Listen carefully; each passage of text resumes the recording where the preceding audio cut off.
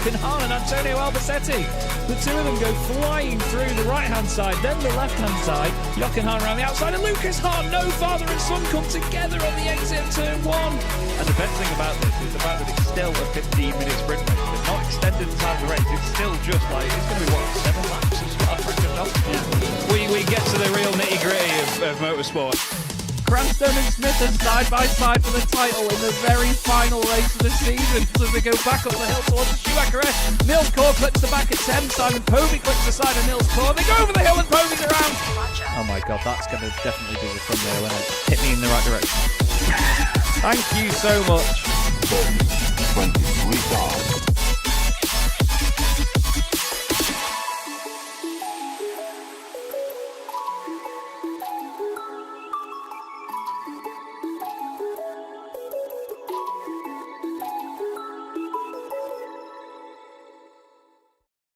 Racing isn't easy, but experiencing it is.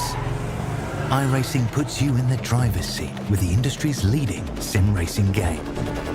Drive on laser scan replicas of the greatest racing circuits from around the world.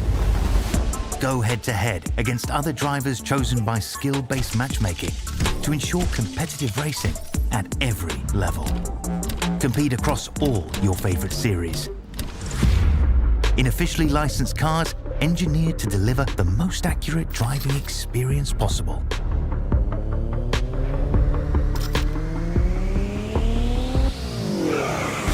Join a race or host your own with players from across the globe. Race against the computer or in a league with friends.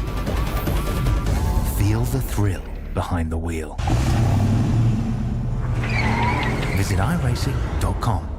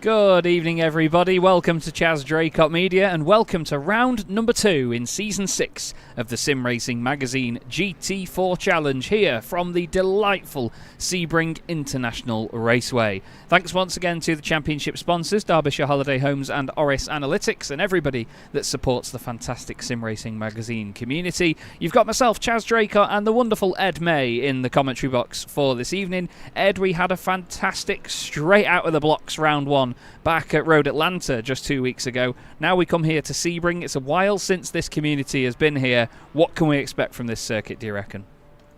Some great racing, as always, with the Sim Racing Magazine GT4 Challenge. Yes, Chaz, it's a bit like the start of Season 1, isn't it, where we had, obviously, the opening round at Road Atlanta and then went over to Sebring for the second round.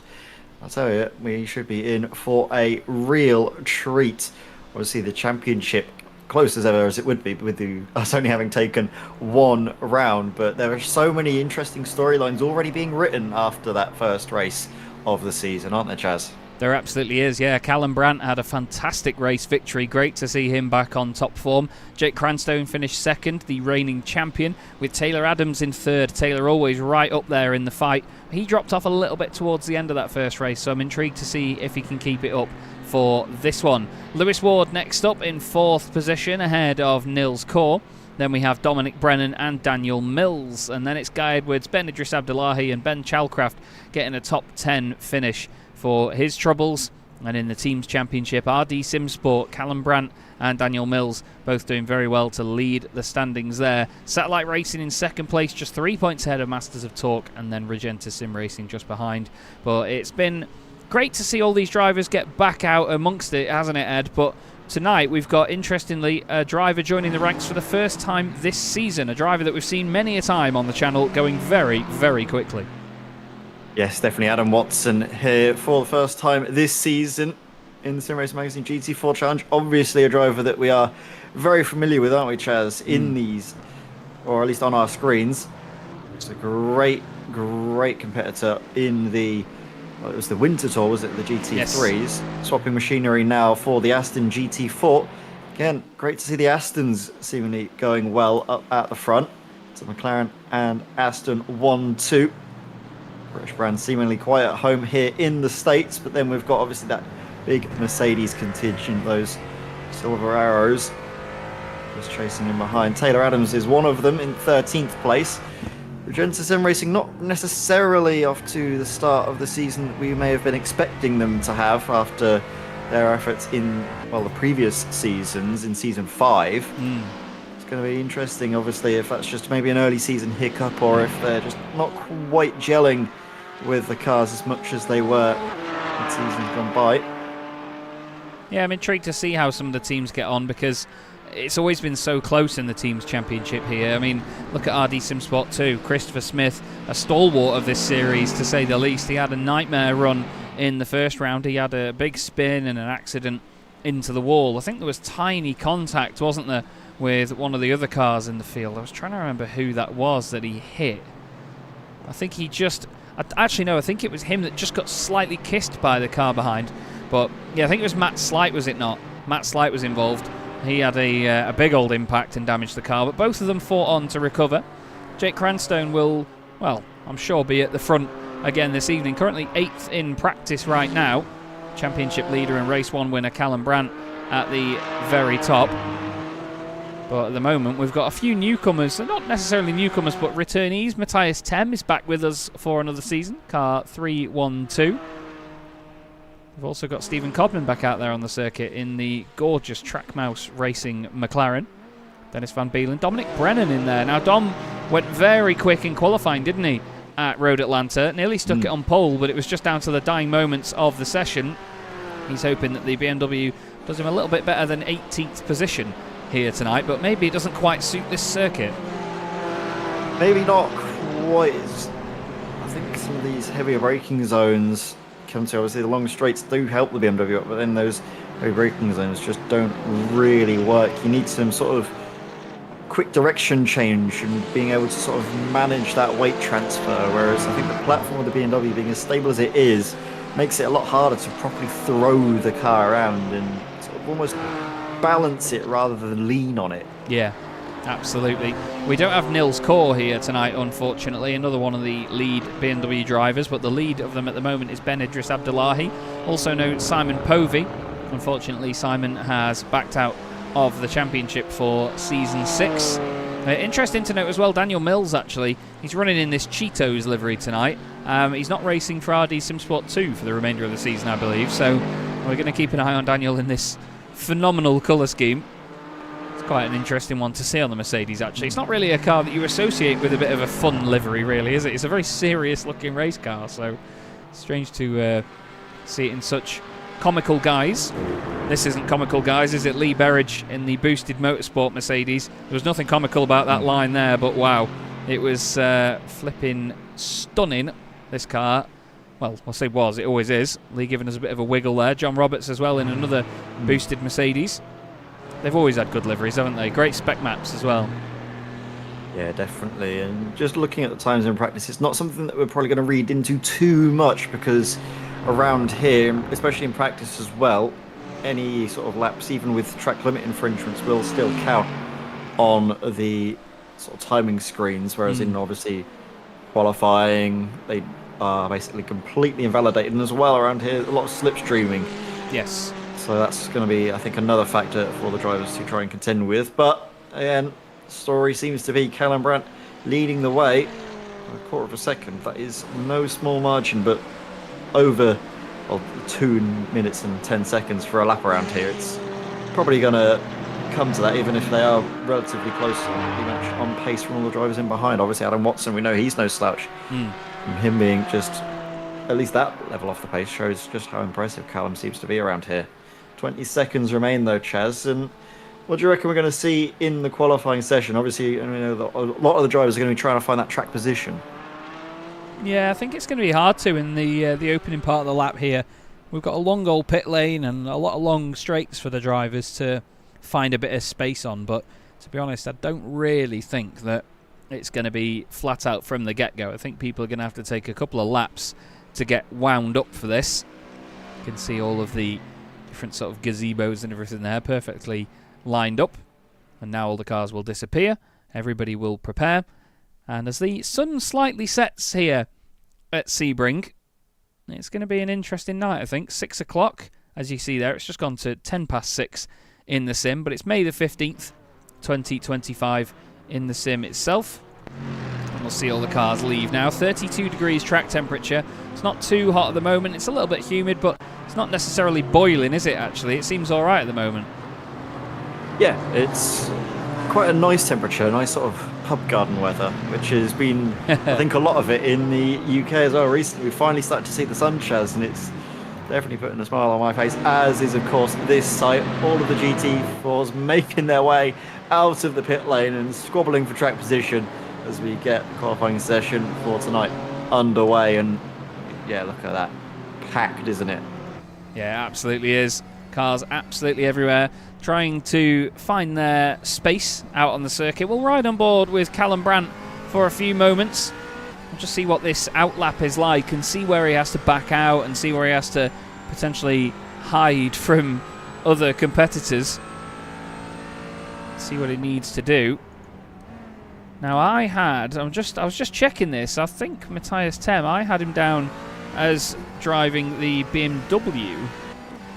I'm not sure if he ever messaged me about changing to the Mercedes. I knew he was in the Mercedes last season. Oh, he did. Yes, he did. No, I do apologise, yeah. My my spreadsheet wasn't properly updated. That's my bad. I was just going to say, we've got him right in front of us there on the circuit, as you can see. But, yeah, that's on me. Sorry, Matthias.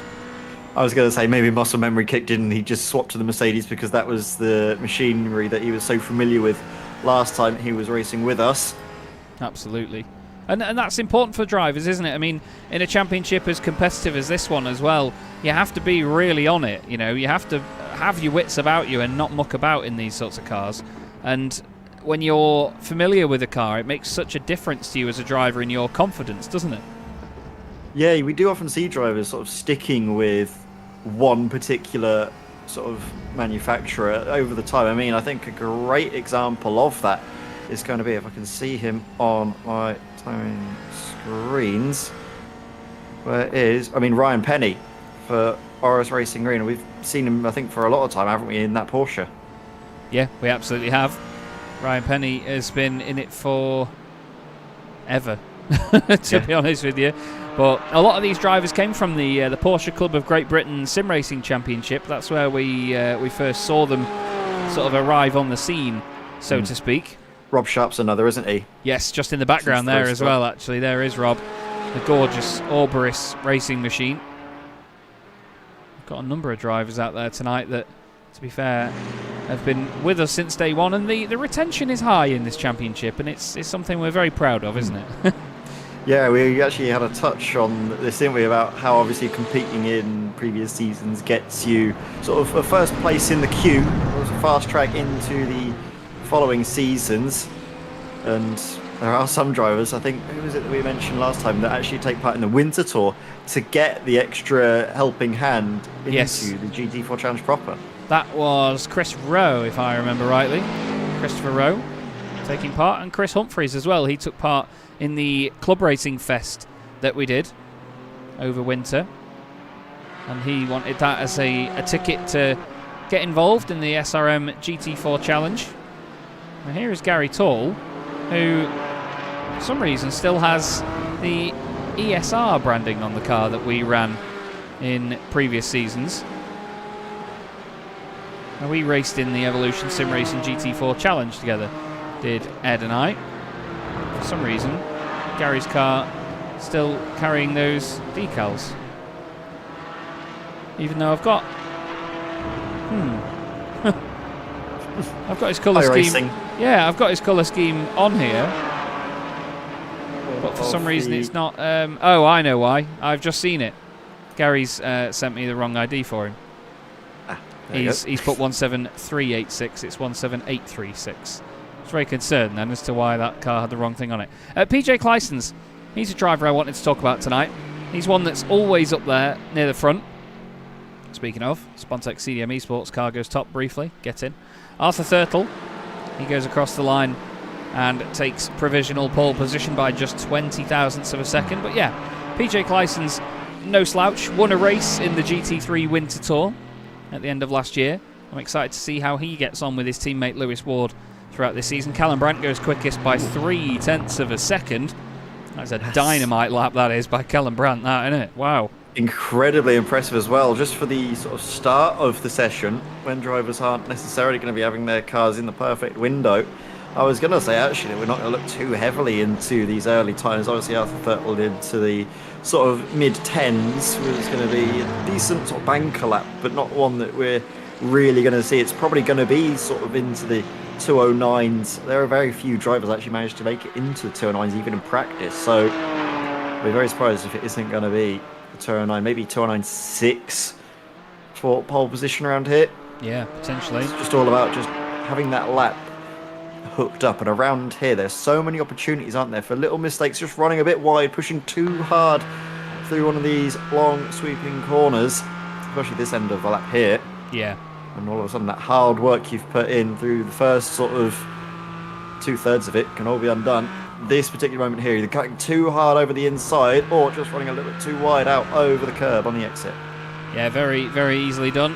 We ride on board with Francois Brandet, French driver from Unity Racing. I was talking to him about this livery last week, and I was saying it gives very, very big Helldivers vibes from Helldivers 2, actually, doesn't it? He didn't know what Helldivers was until I told him. Helldivers is a hilarious game about democracy. If you've never seen it, I urge you to go and at least watch some gameplay on it or just see what it's about. It's a riot, but yeah, it definitely looks like a Helldivers car. Still, it's Callum Brandt, Adam Watson, Lewis Ward, Arthur Thurtle, Ben Chalcraft running in 5th position at the moment in the Porsche. And some pretty solid times coming through here. Matt Slight, 2:10.4, stays in 4th position. Stephen Burns has himself with his countryman Rob Sharp in the middle of the field. Gary Tall, by the way, welcome back to Gary Tall. He's not raced with us for a very long time in the SRM GT4 Challenge. He says it's his first race for over a year tonight. He's currently 3rd ahead of Jake Cranstone. He's got Chris Jennings just in front of him on the road. Matthias Tem, welcome back to him. He's just gone 2nd fastest. Callum Brandt improves again. 4/10 clear now, Callum Brandt. And look at that, perfectly 10 thousandths of a second between each of the 3 drivers behind. 0.415, 425, 435. Gotta love that. Good effort from Matthias Tem there on his return to the GT4 Challenge there to get up onto the front row. Really, really strong showing there from the driver of the Mercedes. The Porsches as well going well. Jake Cranstone, we know that he's going to be sort of definitely a competitor for this season, running the gold sort of champion livery after his efforts in season 5. The number 1 emblazoned on the side. I like that his teammates got consecutive numbering as well. I love that. There's a few teams that have gone with that this season. I think, is it PJ Clysons and Lewis Ward have done that? Yeah, Lewis Ward is 97. PJ Clysons is number 98. I really enjoy that.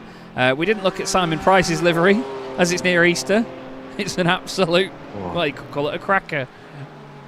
Love it. I can demolish those. I can demolish like a kilo of those in a sitting. They can go in an instant. I'll try and, what I might need to do, actually start hoarding them for the rest of the year, because you never see them after sort of end of April. No, true. Yeah, you might have to hold on to that, to be honest with you. Yeah. Might have to hold on. It's incredibly packed. I mean, you look at the top 20 and any of them could win a race, really. You've got Brandt, Ward, Tem, Tall, Cranstone, Watson, Thurtle, Clysons, Abdullahi, Slight, Mills, Chalcraft, Berridge, Adams, Sharp, Codman, Burns, Jennings, Brennan and Smith. With no disrespect to anybody outside the top 20 at the moment, but anybody in that top 20 could win a race. Easy. 100%, as we see drivers trying to get out of the way, aren't they, Chaz? And this is going to be important. They're trying to find that pocket at the end of the lap. Yeah, 100%. This is Lee Berridge that we ride on board with now in the number 117 Mercedes. Adam Watson goes 3rd fastest. Still 0.4 of a second off Callum Brandt. That McLaren is on a mission, and Callum's done 2 purple sectors on that lap, but I think he backed out of it later on. Christopher Smith improves, but only up to 19th place. Mark Johnson improves as he crosses the line. He goes from 24th to... no, doesn't actually improve in the end. Must have lost a chunk of time in one of those sectors. Dennis Van Beelen improves in his Aston Martin. What about Rob Sharp? Is he about to improve? Comes around the final corner. Ryan Penny just ahead of him on the road. Ryan runs it in a straight line all the way to the checkered flag. He goes 25th. What about Rob? Rob goes up to 15th. Lewis Ward about to come around the final corner. Stephen Codman stays where he is. Now look, the 2 Team 11 cars have teamed up here, Ed, but it's Lewis Ward ahead of PJ Clysons. Oh, yeah, this is going to be interesting. Obviously, trying to return the favour. Lewis Ward on this last lap, obviously backing way off. Let's see what he can do for this next attack of the circuit. Crosses the line. Check Clysons 10th and stays 10th for now. But look at how close sort of the whole of the field is. It's crazy, 17 drivers all within a second of one another.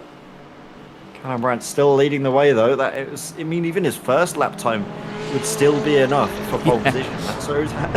That's just a great illustration of how confident and comfortable it seems for Callum around this circuit right now. Yeah, he's come back in fighting form, to say the least. He's now actually leading his teammates around on the circuit. Matthias Tem is in there, and Lee Berridge. I think that's Guy Edwards, is it not, just behind on the circuit? Or is it Christopher Smith? They're both in the teal Mercedes. I think it's Christopher Smith, yes. 175. I couldn't quite see the number on the windscreen from distance as Rob Sharp is... I think he's just pulling over to get out of the way, actually, while others are on their fast lap. Good to see Adam Watson back on our screens tonight as Daniel Mills does a purple final sector, goes up to 5th place. Ben Edris Abdullahi goes 8th. Dominic Brennan goes 14th. But Adam, potentially a championship contender here. And as his team boss Mark Fletcher has said in chat, good to see you, Mark, it's their first championship as a new partnership. It's Altitude 3M Esports now as the official team. And we are honoured for it to be their first full championship, to have that here in the SRM GT4 Challenge. Great looking cars as well. We saw this livery in some of the GT3 cars, didn't we, in the Winter Tour. It just looks beautiful. Yeah, I think that's just a real testament to the work that goes in behind the scenes, obviously for why they're so far up the order, but also for just how beautiful that livery looks. And again, I like your sentiments. It is sort of very nice, isn't it, for us to be the debut of this wonderful partnership. Obviously, Altitude Esports competing right at the very sharp end of nearly every single championship they compete in, let's be real. And 3M as well, very well-known brand. So it's going to be exciting to see how that partnership goes for them. Definitely is. Need to look at Trackmouse Racing's other driver, Mark Johnson, car 44, currently in 25th position, but even a bit further down the order, it's still ridiculously competitive. He's only got a couple of tenths ahead of him to Oliver Carwadine, who's actually set an identical time to his team boss, Heinz Mayer. And then only a couple of tenths ahead of Ryan Penny, who is 3 thousandths ahead of his teammates. So it looks like the Orris drivers are in really good flying formation. Orris Red, identical times, and Orris Green, 3 thousandths between them. That's pretty good going for teamwork, isn't it? Yeah, not bad whatsoever, but none of them can match up with Callum Brandt, who's nearly half a second faster than the rest of the field. And he did that without slipstream last time round. That's what I'm finding mad. That previous lap was without slipstream. How on earth has he done that? That hurts my head. That's incredible. That's terrifying. But we've seen this before. Not to undermine what Callum is doing, but in these longer races, the McLaren chews its tyres, doesn't it? Really attacks them. So, is it something he can maintain? That's the thing. I mean, first-hand experience around this circuit as well.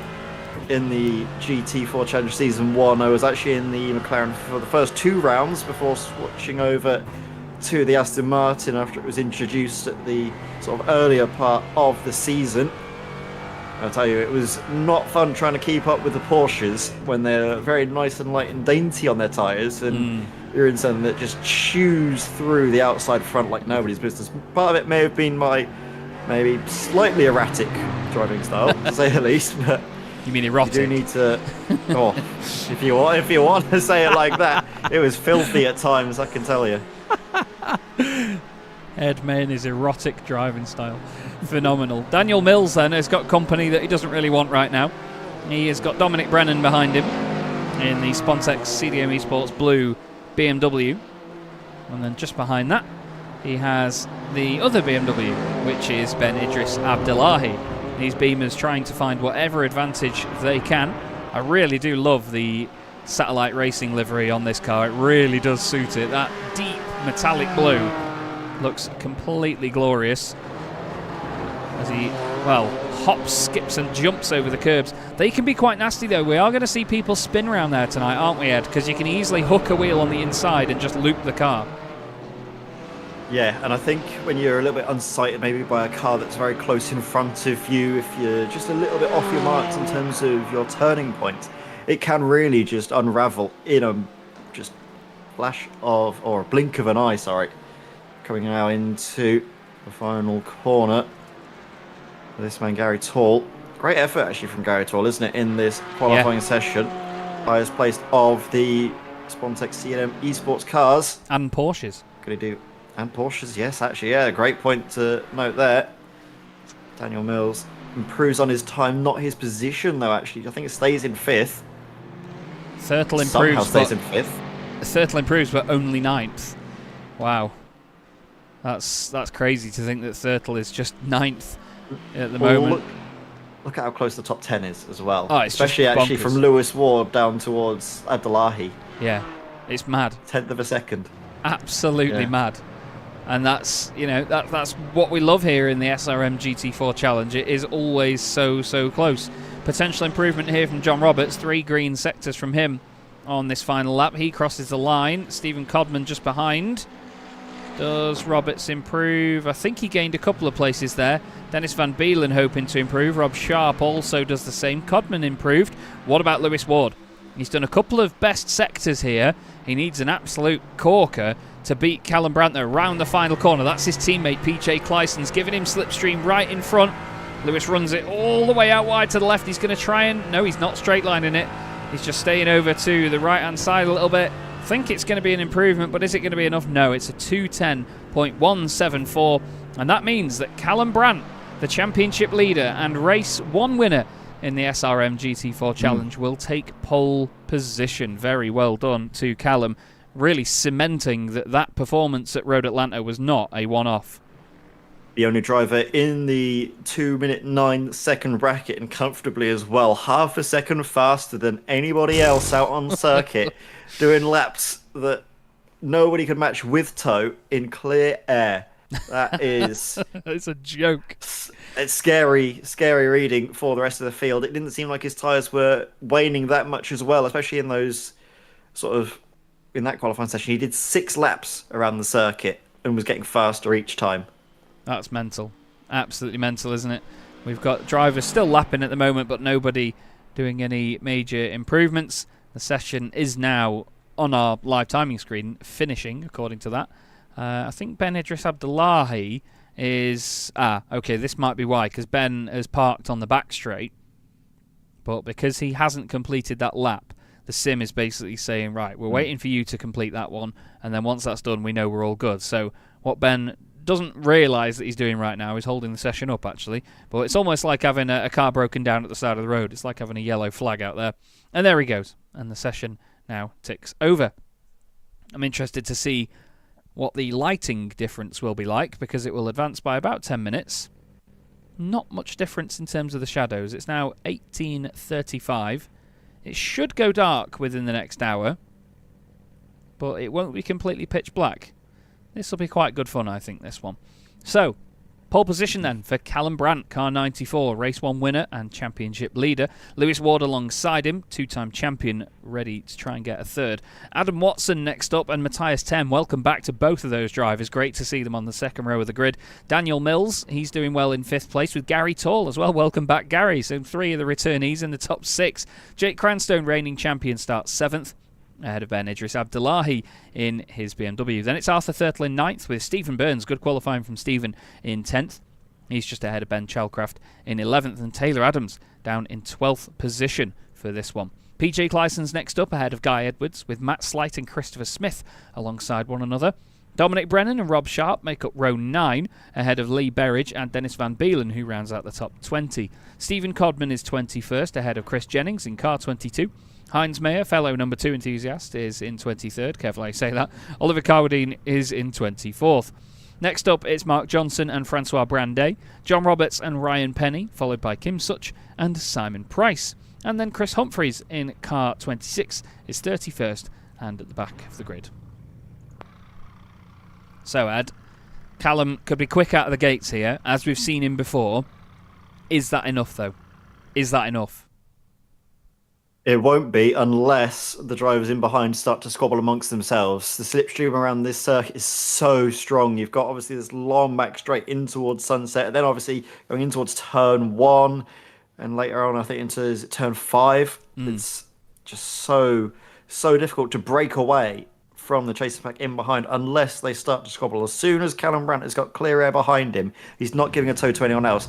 This race, I think, is going to be comfortable for him. He's got Lewis Ward alongside him as well. We remember that Lewis made an amazing start at Road Atlanta just 2 weeks ago. It's crazy to think, actually, it's been 2 weeks since the season opener. It was such an exciting first race. I can't believe that it was that long ago, to be honest. We've got Lee Berridge here, just getting underway a bit further down. These guys in the middle of the pack have to be quite careful here not to get caught out by any shenanigans ahead. It's easy for it to happen down at turn 1.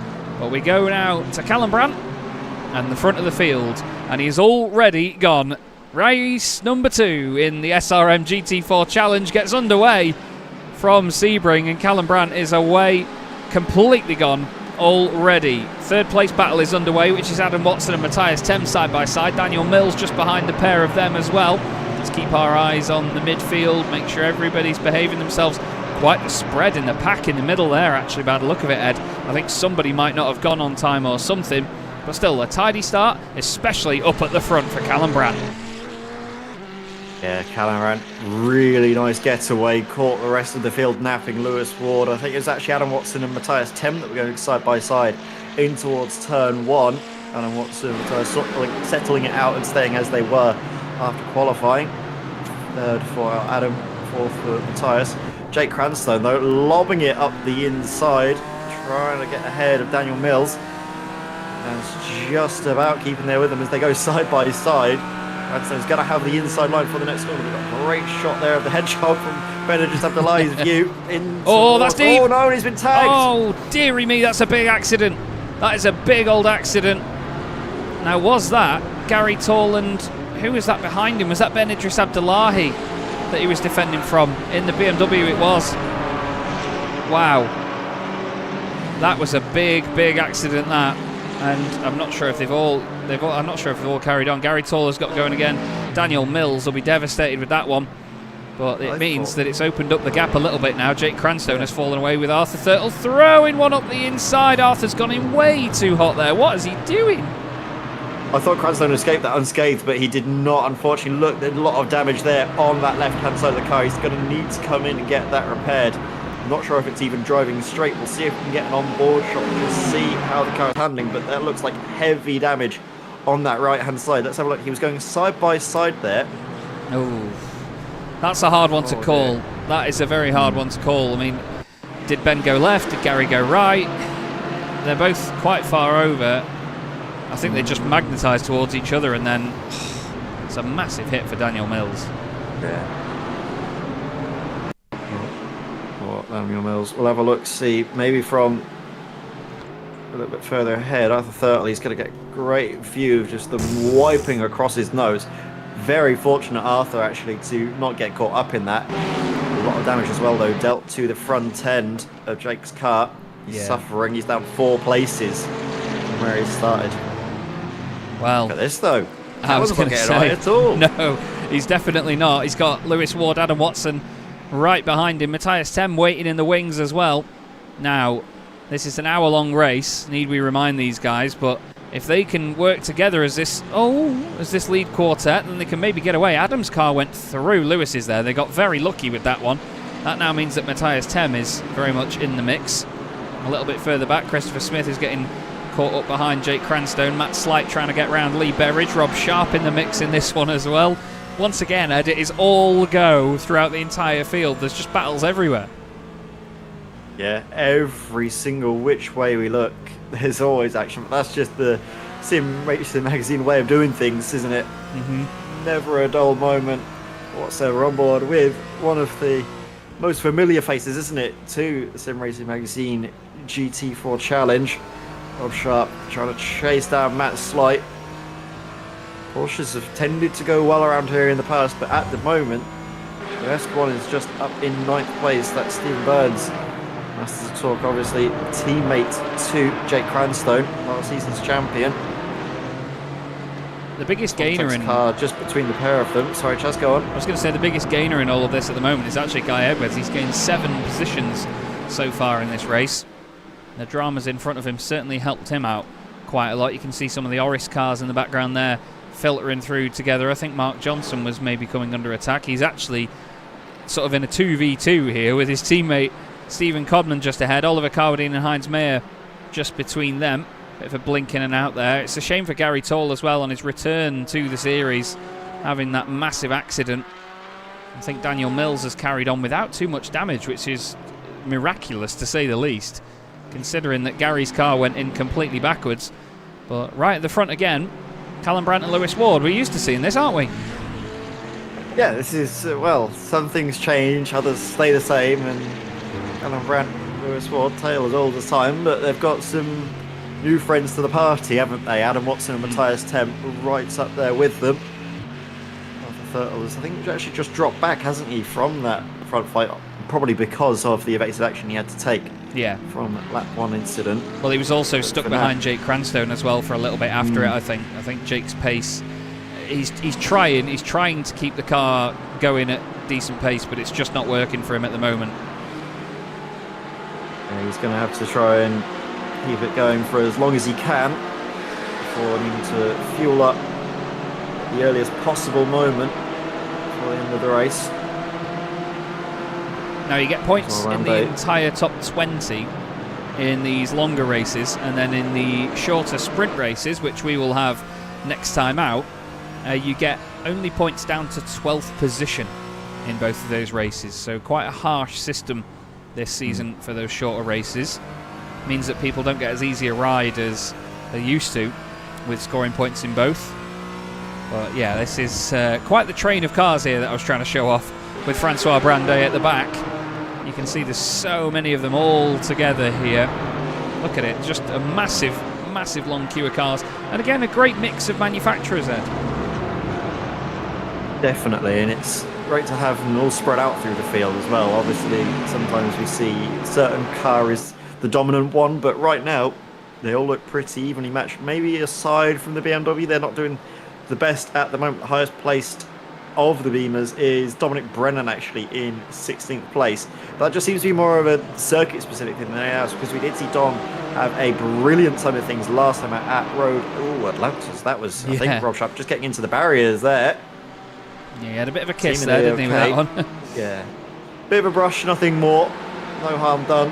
Harry's on can't afford to do that too often, make a habit of it. All it was is one little lapse of concentration. You've got some hefty suspension damage to try and carry on the rest of the lap with. For Thurtle, he's probably looking more behind him than up ahead. Ooh, that's off. That's Lee Berridge. Lee has had a moment. Oh, he just dips it on the grass.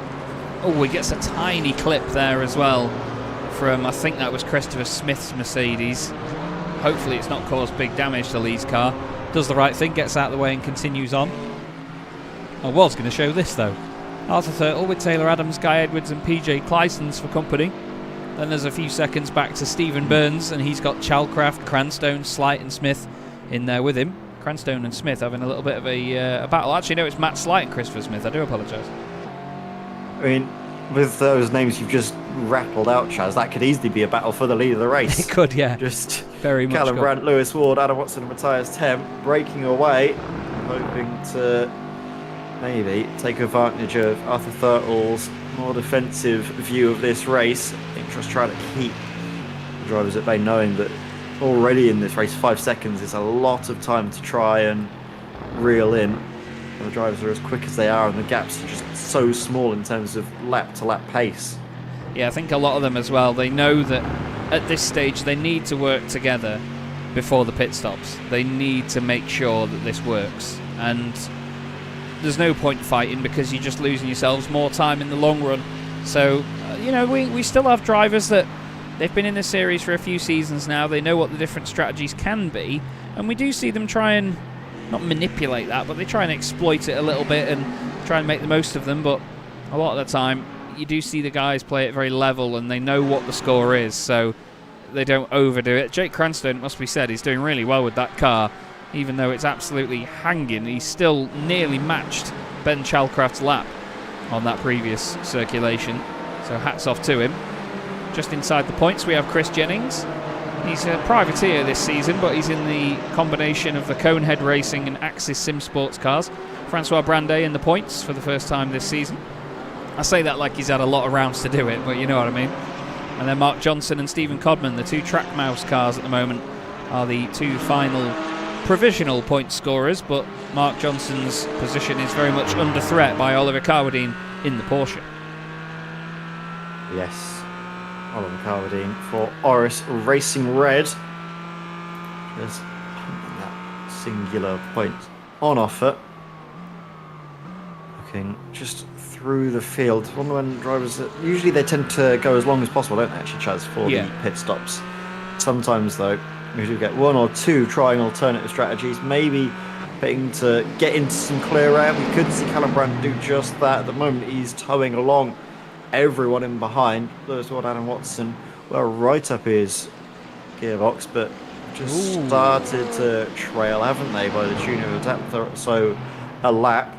Adam Watson is going to be hoping that Lewis, to, I think from his point of view, get his act together and catch back up, because he can't afford to lose out even more. That gap now 1.2 seconds, and mistakes creeping in as Lewis Ward runs wide out of that final corner.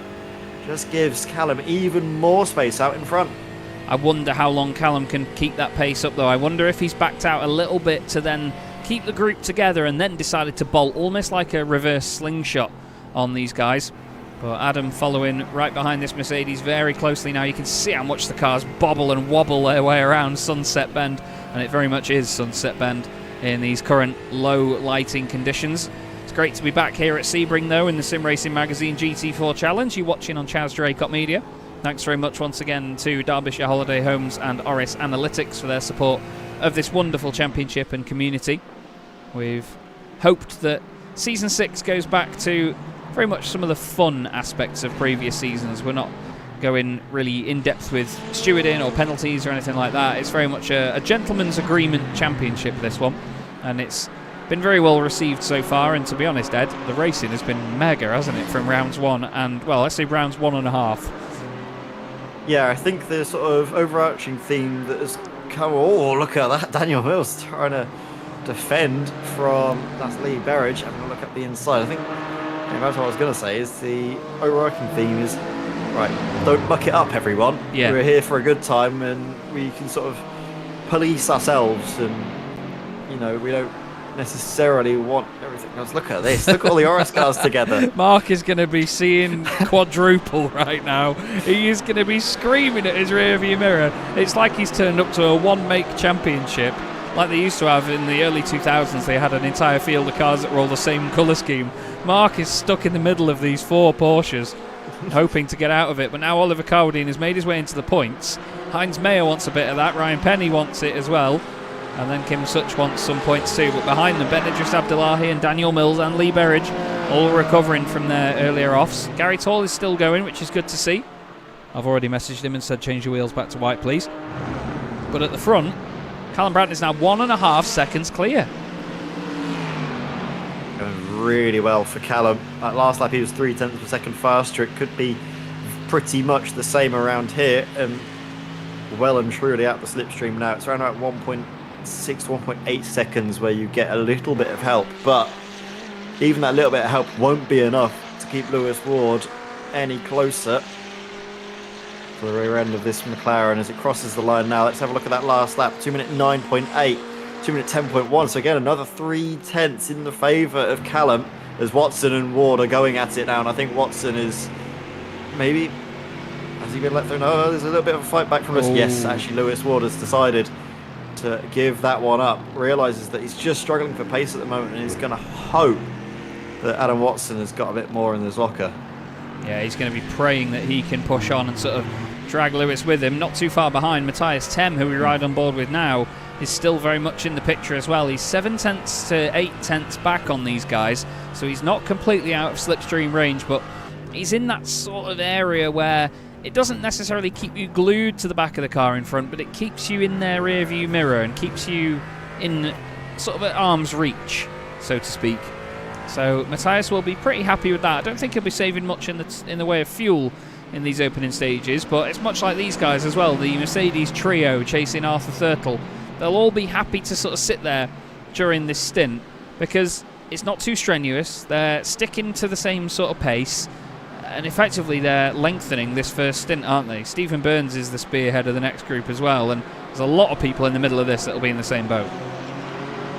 Yeah, it's going to be just about trying to extend this thing, obviously saving the fuel, working together until obviously come the end of the race where you're all working against one another. But Yeah. for now, seems relatively calm from the cockpit of Dominic Brennan. It does, doesn't it? It seems nice, and even though that BMW does make quite the drony noise, it seems very calm and chill in here. It seems like one of the most sound-deadened cars, but listen to that lift. Really lifting off before the right-hander. Nice. He knows he's not under huge pressure. Same with Rob Sharp as well. Rob's not really putting him under attack or anything. He's just running his race right now and doing a lovely job of it. Yep, that seems to be the case at the moment for the Spontex CDM Esports blue driver of Dominic Brennan. As soon as you come out of the car, it's just a massive wall of sound that hits you. All of the different manufacturers, all of the different engine notes hitting you in sort of synchronicity into harmony. Stephen Cobman, again, love the name Trackmouse Racing. I believe 19th, getting yourself a couple of points. Go ahead, Chaz. I believe the livery is based on, is it the Aprilias from MotoGP this year that they are running? I think it's the Aprilia. It says it on the front. I couldn't remember which manufacturer it was, but yeah, the team that runs I think it's the factory Aprilias is Francois Brandet. Decides he's running a factory Yamaha 125 and runs off the circuit. Still running in the points though. I know he'll be putting a lot of pressure on himself right now with Francois to score some points. I know he'll be absolutely buzzing if he does so. He was a bit gutted to have not scored points in the first round of the season as, hello, some shenanigans here. Has Stephen Burns had a slowdown maybe? Could have been. Wait, look at the Definitely check upset up the it rhythm, caused. hasn't it? Yeah, God, look at that. Really caused a check up in the background. Rob Sharp nearly found himself alongside Dominic Brennan. Christopher Smith and Matt Slight ended up side by side for definitely not the first time in the SRM GT4 challenge. But it seemed like Stephen Burns wanted to get behind Jake Cranstone. Ben Chalcraft now leads this train, and I wonder whether Stephen thought, I'm not saving fuel here, so I need to duck out. Oh, that could be another way of looking at it and really backing off essentially to force the other cars to overtake him. Yeah. Could be a really brave call from Stephen to willingly give up track position in order to think about the bigger picture. As well, Jake Cranstone still going well. Definitely know that his car's certainly not in the best of shape, and that if he's able to get this car repaired, he'll be by far the quickest in this pack. Just at this moment in time, I think he's actually being helped definitely by the slipstream, that he's not really losing out too much. Yeah, the car seems straight enough, doesn't it, down the back straight here. Doesn't look like he's necessarily too far. I think he's maybe right hand down a little bit, but I don't think it's necessarily that bad considering the amount of whack that it had on the front. But even then, look, Ben, you could tell, was backing out quite early there to not, suddenly brake too hard. We're through the first quarter of the race here, and Adam Watson and Lewis Ward are still going at it here, trying everything that they can to get as much pace out of each other while not losing time to Callum Brandt in front as Lewis puts his nose down the inside. That was so close. You can see the shadow. I mean, look how close we are to the back of the Aston Martin. It's certainly the back of a race car you don't mind looking at. It's a beautiful machine. Thank God it's not the facelift one, though, which is dog ugly. But Lewis Ward he's good at this, is Lewis. He's really good at following other cars closely. We've seen him do it very well before. He knows as well that Adam Watson's good at that too. Adam's definitely a driver that likes to get his elbows out and use every inch of the road that he can, but it's his fierce nature like that that gets him results. It's very much a trees or trophies driver, as we've seen in the past. But wow, great battle we've got on our hands here. Lewis Ward, the most successful driver in the SRM GT4 Challenge, let's not forget, with 3 of the most exciting drivers around him as well. Callum Brandt, Adam Watson and Matthias Tem. It's quite the field we've got this season. It's like an SRM GT4 Challenge greatest hits, isn't it? It's definitely, it's got some really impressive names. Obviously, unfortunately, we're missing our first ever champion, aren't we, Simon, for the remainder of the season. We're ashamed to lose him, but we know that we've got some amazing drivers just ready to step into the limelight and try and take that title for themselves this season. And I mean, already we've got Callum Brandt staking a great claim on it this season, don't we? Absolutely. Cutting close to 3 seconds clear with only 20 minutes gone. Yeah, Callum nearly won the championship as well a few seasons ago and showed us one of the best displays of sportsmanship that we've seen in the championship. He's coming in. He's coming into the pits already, is Callum. He's the first to blink, so he's decided, stuff it, I'm not saving fuel. They're all coming in. Wow. Okay, so he's managed to do that while also running the same fuel as these guys. And look, are you surprised? Please pretend that you are shocked.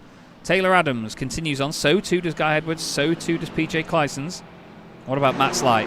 Yes, he's going to carry on. Stephen Burns and Jake Cranstone. Interestingly enough, Ben Chalcraft has come into the pits as well. That's an intriguing one because Ben was sort of allowed back to the front of that queue, wasn't he? And now he is the driver that leads a bunch of them into the pit lane. But a lot of that queue behind him have all carried on, the likes of Stephen Burns, Matt Slight, Christopher Smith, Dominic Brennan, Rob Sharp, Dennis Van Beelen. And it's Callum Brandt out of the pit lane first. And Matthias Tem has jumped Lewis Ward. Ooh. And definitely looks like Thurtle is a bit closer, is he? Oh, sorry, Watson is a bit closer to Callum Brandt than last time as well. Not quite sure if he's within slipstream range, or might be there or thereabouts. Yeah. Maybe underfueled the car a little bit to get into the slipstream to then save the fuel over the course of this stint. Would be a gamble. Let's hope it pays off. Yeah, I'm intrigued to see as well. Jake Cranstone obviously getting repairs in this first stop. See how he does over the rest of the race. He's got his teammate Stephen Burns almost playing rear gunner at the moment. Now he's allowed him back through. Christopher Smith in there as well. I'll show you the pit stops on the left-hand side of the screen. You can see everybody down to Dennis Van Beelen in 10th place. Has not pitted yet. But of those that's pitted, sorry, Callum Brandt leads the way from Watson, Tem, Ward and Thurtle. And Chalcraft's having a pretty good race so far as well in the Porsche. Not to jinx him. I probably have. Francois Brandet and Chris Jennings as well. These two have raced against each other many a time in Evolution Sim Racing as well. Let's keep our eye, though, on our current on-track leader anyway, with Taylor Adams, Guy Edwards and PJ Clysons all together. And then the gang of Porsches, Mercedes and all sorts in the background. Let's see. These guys will obviously come in this time round, Ed, but it's interesting to see what they gain in the long run from it. Yeah, I mean, like I say, they've been able to get to the sort of third race distance, so they will just need one more stop, I think, across the field before we expect them, or randomly will be making their next pit stop. Yeah, Taylor Adams doing exactly nothing strange with his gearbox as he comes into his stop zone, his little pit box. Not going up onto the tracks to take tyres, though, interestingly enough. Obviously, tyres done at the same time as the fuel, but no drivers really opting to change the fronts. Maybe with the sun setting, the track's cooling down and they're preferring to keep the tyre temperature rather than getting fresh rubber on board. 29 degrees C on the track. Let's just see where Taylor Adams comes out here. He's just leaving the pit lane now. He's still a while off those leaders. PJ Clyson's also coming out as well. Now, they had Arthur Thurtle just in front of them, and I believe Arthur's just gone through. Let's see from back here. There is Arthur, and look at that. Reunited. Wow, Taylor Adams and Arthur Thurtle right together once again after the first pit stop, so nothing really has changed there. The main change, though, is Callum Brandt is now less than a second ahead of Adam Watson. Adam really gained time on him there. He was actually stationary for a second less as well. And his whole pit lane time was actually another 0.2 quicker on top of that. So he's gained a good amount of time as Adam Watson in that first stint. The Altitude 3M Esports pit crew doing him wonders. It's now Dominic Brennan that is leading a train of cars, but the guys that were in this fight before with them, Matt Slight, Jake Cranstone, Ben Chelcraft, they've all broken away here. As Chris Jennings, ooh, is that a move? I think he just went a bit hard on the brakes there. Yeah, I think it was more, just like you mentioned, a little bit too much on the brakes, but right now we get into another phase of the race where we see a lot of action, isn't it, Chaz? Just after the pit stops, the drivers try and fight amongst themselves, get that track position if they can, before settling in to another stint of maybe working together with one another, saving the fuel, trying to shorten their pit stops as much as possible. If you can sort of break away from a train as well, then that's all the better, really, because you've got the clear air while everyone else behind is squabbling with themselves. You lose out by not having a slipstream, but you gain so much by not needing to worry about slowing down to stay behind other cars. You can just fully attack, try and break away, basically do what Callum Brandt did for that first stint. Didn't quite work for him though, did it? Because obviously, like you say, Adam Watson, great time in the pits, really able to save as much as possible. And it's now right back there in behind Callum. Breaking away from Matthias Sem and Lewis Ward, though. Look at the pair of them now. They got 2 seconds. So it's just between Callum and Watson for the race lead right now. Yeah, absolutely is. Lewis has gone from being the chasing car in the opening moments of this race to suddenly being the one that's on the back foot in this quartet. However, is this all a ploy to try and save fuel for later?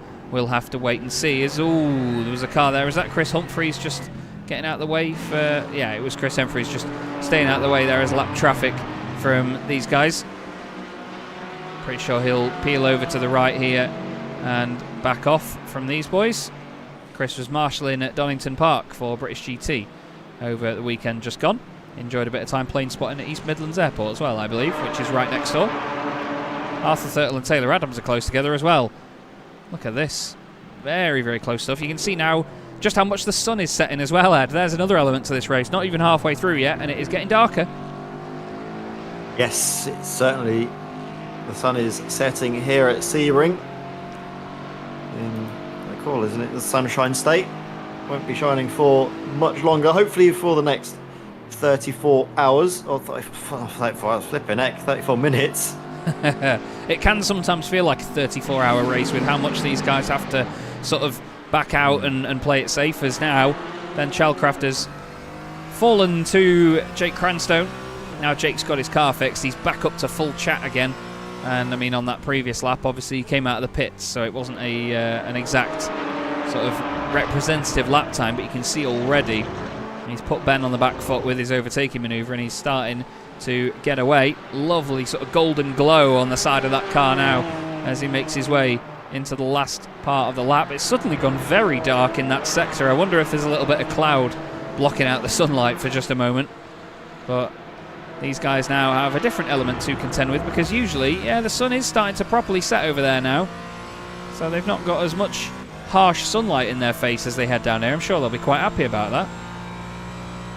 Yeah, it seems to be quite nice for them. Usually, like you say, is full on in their face, and iRacing with their new lighting engine have made it sort of a lot more impressive, haven't they? The effects of the sun, especially at the altitude when it casts almost blinding light into the eyes of the drivers, as it would do in real life. Yeah. And iRacing doesn't pull its punches. It goes, you want realism? Here you go. Yeah. Have it with both barrels and keep your mouth shut. Yeah. It seems, though, that they've been able to dial it down just a touch, just to make it a little bit more bearable, to prevent a lot of incidents and accidents for some of the drivers, because obviously in real life, if you squint, it sort of helps to reduce the effect. It wouldn't really do the exact same in the sim. No, absolutely not. You can still see a bit of the glint as the sunshine comes through there on the dashboard of the BMW, but Ben Idris Abdullahi all over the back of Stephen Codman's McLaren right now. Just want to give another shout out to Francois Brandet. 13 positions gained in this race so far. Francois is by some distance, the biggest mover in the field. And he's had a pit stop as well, as Ben Idris Abdullahi gets down the inside as Stephen Codman moves further into the points. Daniel Mills, the first car outside of the points at present. There's been some fantastic battles, though, in the opening half hour of this race. And we're looking forward to seeing what the second half has in store. Callum Brandt beginning to open up that gap a little bit now, Ed. He's taken another 1/10 of a second off Adam Watson, but he's not completely running away here, is he? No, he's certainly not. And I think there's just a couple of mistakes on this last lap by Adam. He's dropped back a touch, but I imagine that with the pace that we saw from Adam, actually, he was able to get ahead, wasn't he, of Lewis Ward. He can probably stick with Callum. I don't know if he's got necessarily the pace to overtake, but he definitely appears to have the pace to stay with right now. Yeah, 100%. He's very much filling those rear-view mirrors, nearly filling the barrier as well. But it's like we said about Adam earlier on, trees or trophies. Chris Jennings and Dennis Van Beelen right together. There's the sunshine coming back out. It was definitely a bit of cloud, wasn't it? Because if we look now, look, there it is, a lot more direct. Van Beelen and Jennings into Sunset Bend. Jennings gets out of that one, says, I don't want any of that, thank you. I'm going to try and slot back in. Nearly gets a cutback, but has to get back on the brakes. Dennis Van Beelen puts the car in the right place as Lewis Ward down the inside of Matthias Tem. Tries it on in the first sector of the lap, and the two Mercedes now go door to door. Both got beautiful silver spec maps on them. Callum Brandt has opened up his lead to just over a second now, but look at this. These guys don't want to give each other any room. They want to play hard but fair. Side by side into the hairpin. Who's going to be later on the brakes? They both magnetise towards each other. They kiss wing mirrors as they head towards the apex. Lewis doesn't want to give this up completely. Matthias leaves him the room on the left-hand side. Great battling by the two of them, though. This is mega stuff. And now you can tell, can't you, Ed? These guys are not thinking about saving fuel or messing about here. They're thinking out-and-out battling. Yeah, I think there's one with Matthias Tem not really wanting to settle.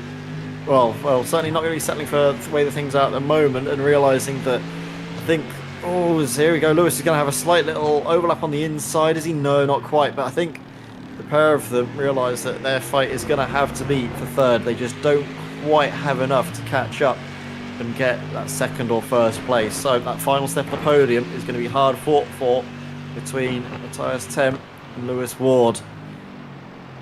Fantastic. Everywhere we look, there's going to be battles, isn't there, Chaz? It's just the way things work around here in the Sim Racing Magazine GT4 Challenge. Well, a lot of the time I think drivers try and work together as best they can. Matthias running a little bit wide. Doesn't seem to have hurt his exit that much. But Lewis didn't get a slight wiggle on by the looks of things mid-corner that slowed him down just a touch as they ride their way in towards Sunset. It will stay Matthias ahead of Lewis, but they've been battling now for nearly that full lap. Yeah, brilliant fighting, and there's even more of that a bit further down the order. Look at this, we've got Guy Edwards recovering in the Mercedes here. 4 places down from where he started in this race. He's got Rob Sharp just in front, then his teammate Christopher Smith. Chris Jennings, the next car ahead of that. A lovely train all the way up to Stephen Codman in the Porsche. As, having a look down the inside there, Rob Sharp. Just trying whatever he can try to upset the drivers ahead of him. Arthur Thurtle and Taylor Adams are close together. It's a great battle once again, and to be fair, all the while PJ Clysons could take advantage of that. Meanwhile, at the very front, Callum Brandt has been caught by Adam Watson by 0.3 of a second on that last lap. So the lead battle is suddenly opening up now as well. And then Matthias Tem and Lewis Ward in the background are right together still. So this is properly kicking off. Lewis Ward has just been off the road for 1.3 seconds. Not sure if that was him trying to make a move, or he's just going to run wide here on the exit, isn't he? Yeah, we've all done that. We've all done that. But look at this lead battle now. Callum Brandt, he's not got this all his own way. Adam Watson, straight into the championship. He missed round 1. He wants to arrive on the scene with a bang, doesn't he? 100%. He really wants to make a name for himself. Did you hear Callum's lift there, though? Big lift. Massive. I'm not sure if Adam's doing lifts like that. He's really closing up into all the braking zones. He's lifting a bit, but not quite as heavily as Callum. No, I think that's why Callum's dropped it back. With no disrespect to Adam, we know Adam's rapid, but I don't think Callum's pace would have dropped off that suddenly, barring a mistake, unless he was lifting big time. We'll go on board with the McLaren and listen to him now as he comes in towards Sunset Bend. Normally you brake just before you get to the kink in the wall. Wow. That is massive fuel save from Callum Brandt, and Adam Watson's going for it around the outside. I wasn't expecting to see him there. I thought he'd be on the inside, if anywhere. Adam Watson is saying, stuff your fuel saving. I'm going for it. 90s F1 style. Keep your foot until you see flames. In the background, it's like the red arrows here with Lewis Ward and Matthias Tem, except much less team cooperation between the two of them. Side by side across the line. Lewis Ward has the inside line now, though. Can he make that stick, or can Matthias get the cutback down towards turn 2? Lewis moves over to the left, says not on your life, but now if Matthias can carry the speed around here, he'll have the inside for the next corner. No, that was really clever stuff that by Lewis, but fair by Matthias Tem. Gives him the room, enjoys the battle, and now these guys can try and reciprocate that as well. Arthur Thurtle, Taylor Adams, PJ Clysons. This is brilliant. We've got so many little groups and battles all over the place once again, Ed, with over 35, well, just under 35 minutes to race gone. Oh, hello. Dennis Van Beelen there, nearly taking chunks out of the back of Francois Brandet's Porsche.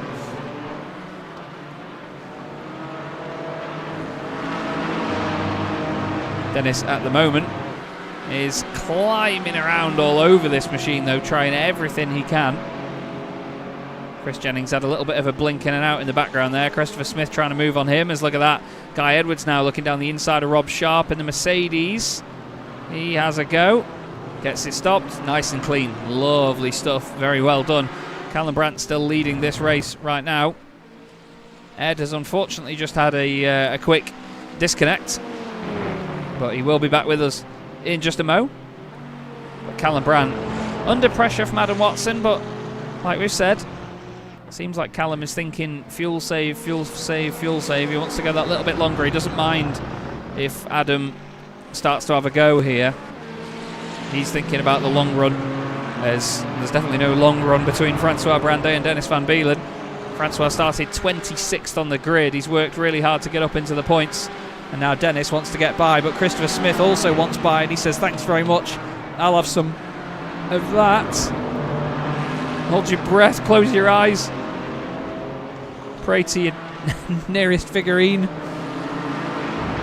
And so, oh, there's nearly contact on the exit. I think there is a little bit of a tap between Christopher Smith and Dennis Van Beelen, and look at that. Francois Brandet says, you have the slipstream, son. You have some of that.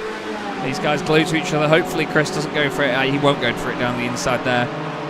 He's looked to the inside, but he knows that Francois has the optimum line there. He just needs to not run wide into Dennis Van Beelen. He's trying to carry the speed as best he can. Chris Jennings has been ambushed there down the inside. Who was that making it through? It was Guy Edwards. Brilliant opportunism there by Guy in the RD Sim Sport 2 car. Look at all this lot. Fantastic battle in between these guys. Still side by side, just in front there. Christopher Smith gets down the inside of Dennis Van Beelen. They're all fighting behind Francois Brandet. He's hoping that this battling continues. So many different cars and so many different teams all together. Ben Idris Abdullahi now down the inside of Chris Jennings. Big old send in the housing estate that is the BMW M4. And suddenly he gains a position as a result. But this is fantastic battle in here at Sebring in the Sim Racing Magazine GT4 Challenge. Thanks again to Orris Analytics and Derbyshire Holiday Homes for their support of this season and this community.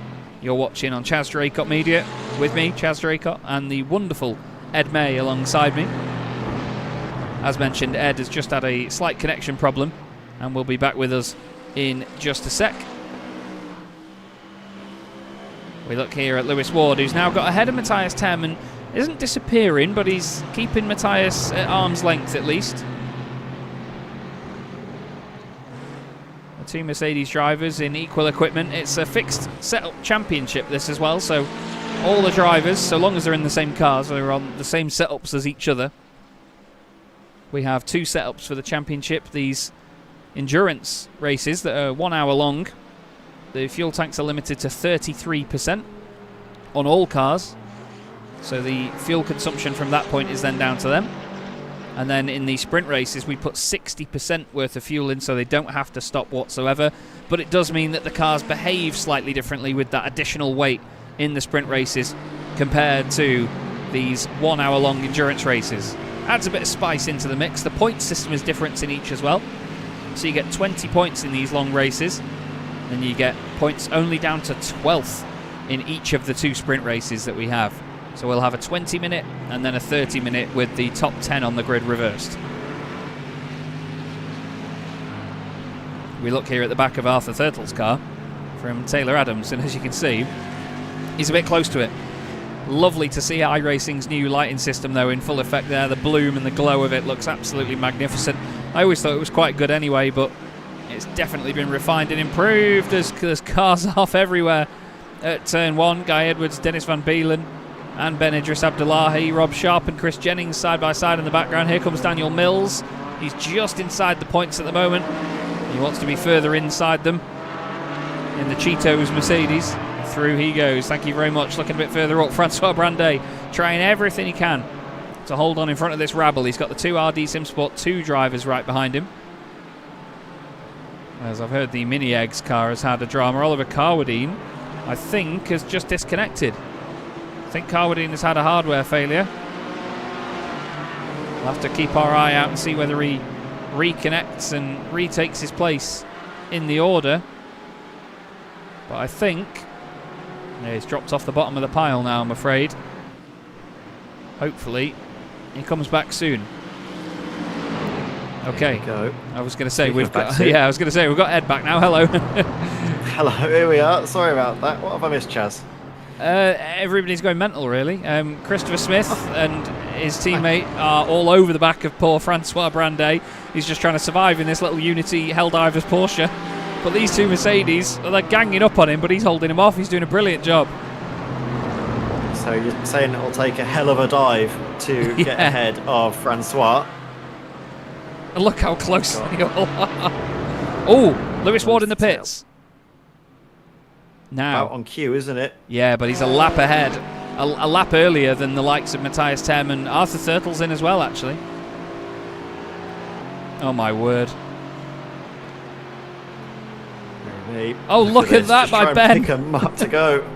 Oh, Ben throws it up the inside, says thanks very much, boys. I'll take two of them. Going into the pits as well. Yeah. In behind Francois. That's the nightmare, isn't it? When you've got so many drivers fighting for position, but also needing to come into the pits, having to get on the brakes, be slower on the inside than maybe drivers were expecting. Amazingly, that didn't result in a collision. Yeah. Credit to the drivers for having the awareness there. That's what you love to see. Yeah, they continue on then. Lewis Ward back out of the pits.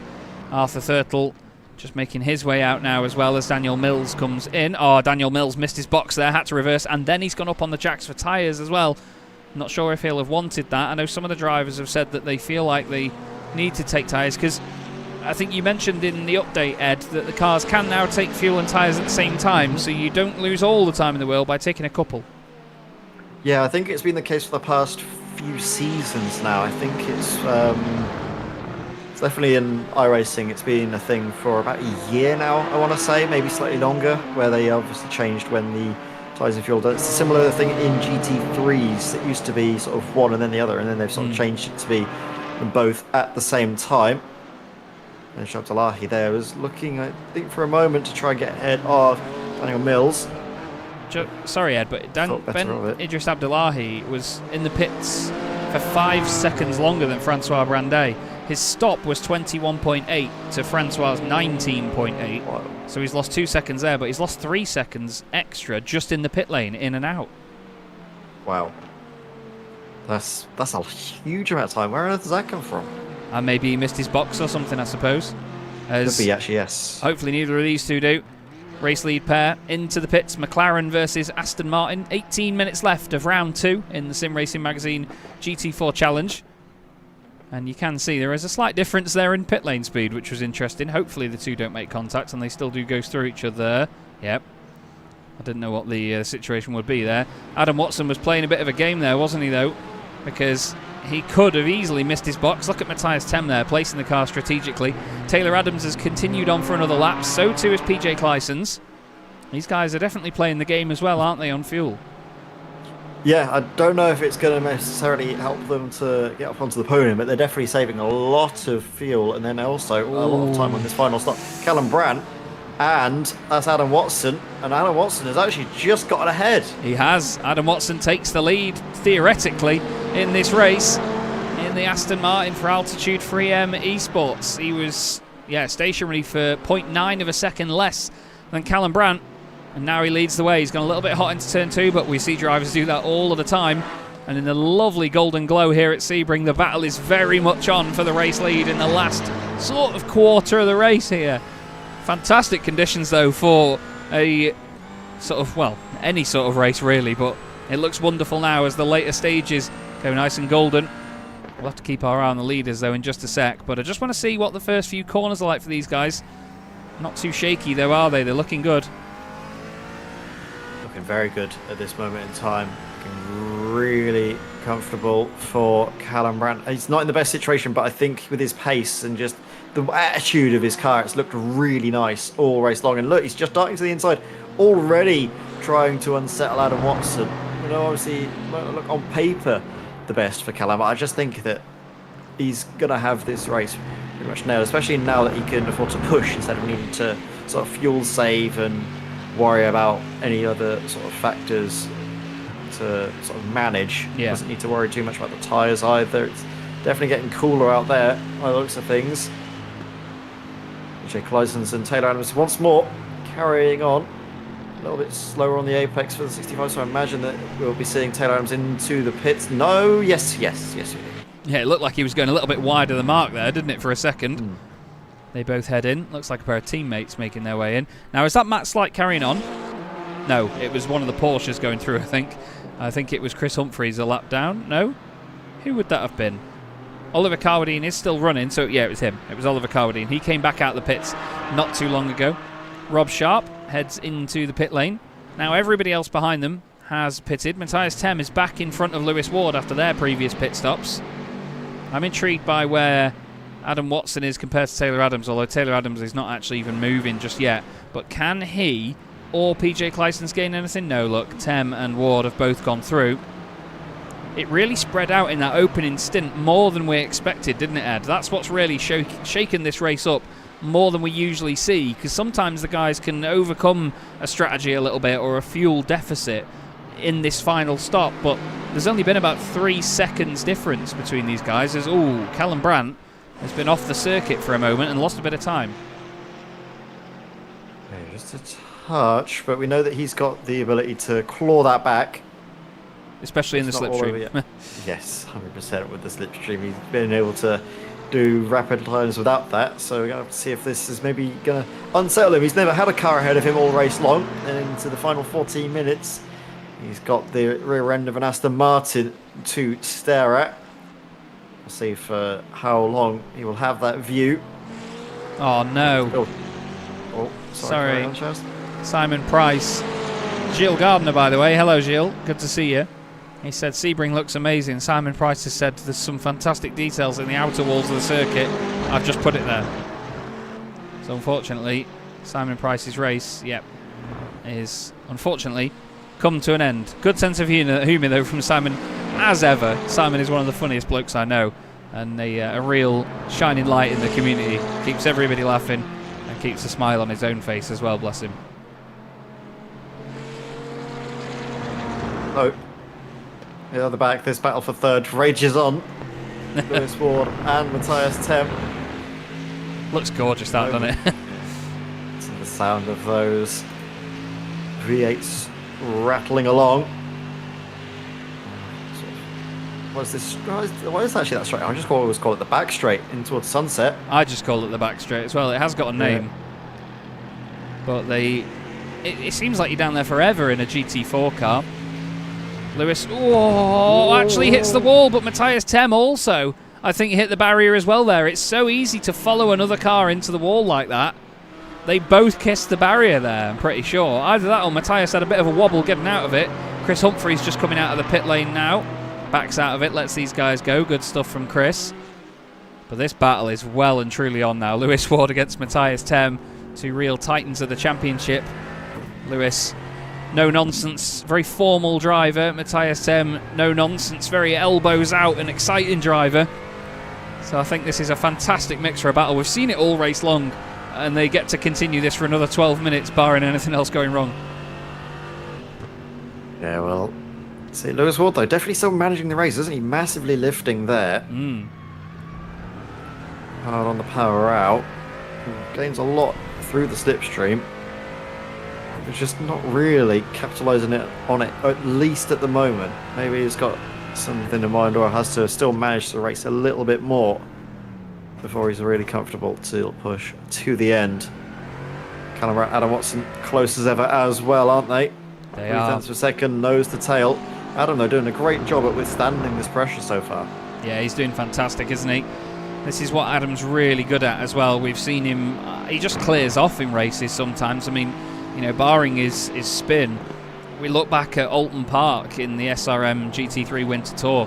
His qualifying was amazing, and then his pace was just incredible. He could just drive away at the front of the pack, so he's very rarely looking in the mirror or driving in his mirror. But to be honest, for the championship, bearing in mind that Jake Cranstone, since his incident earlier, he's been very much on his own. Matt Slight's got Dominic Brennan for company just behind. And then we've got the usual lot. Guy Edwards, Christopher Smith, Dennis Van Beelen, Francois Brandet, all still stuck to each other. But for the championship, Callum Brandt could happily finish in second place. He won't want to finish in second because it's Callum. He's a perfectionist and he loves to take a race victory, especially if he could take one over Adam Watson. I know that'll mean a lot to him, but you know, at the same time, in championship points perspective, it'd be great for him to finish where he is. Definitely, 100%. It's really nice, obviously, to win a race, but it's even better to win a championship. And that's going to have to be, I think, something that drivers will think and definitely focus on as well. Whoa, that was Chris Humphreys there off the road. He's he's hit the side of Taylor Adams. Whoa, dearie me. What on earth happened there? Chris was just really hard right. Trying to find if there was anything before that. So this is when they come through. We'll see it from on board with PJ Clysons. So they come into the hairpin. Chris is there, then cuts across them. I don't think he expects Taylor to get the run, so then he wants to go hard right and get out of the way, and just bounces off him. And then that's what gives PJ the run, and then he'll undoubtedly go through into the first corner. Ouch. That is not what you like to see. Chris jumped to the pits from there after that one. So luckily he wasn't collected by anybody else, but yeah, that's not savoury from lap traffic, that.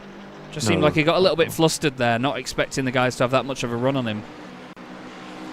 Yeah, and he's found himself in a difficult position. He's essentially almost basically found himself between a rock and a hard place, or, well, a wall and a car, and stuck to figure out a way out of it, unfortunately.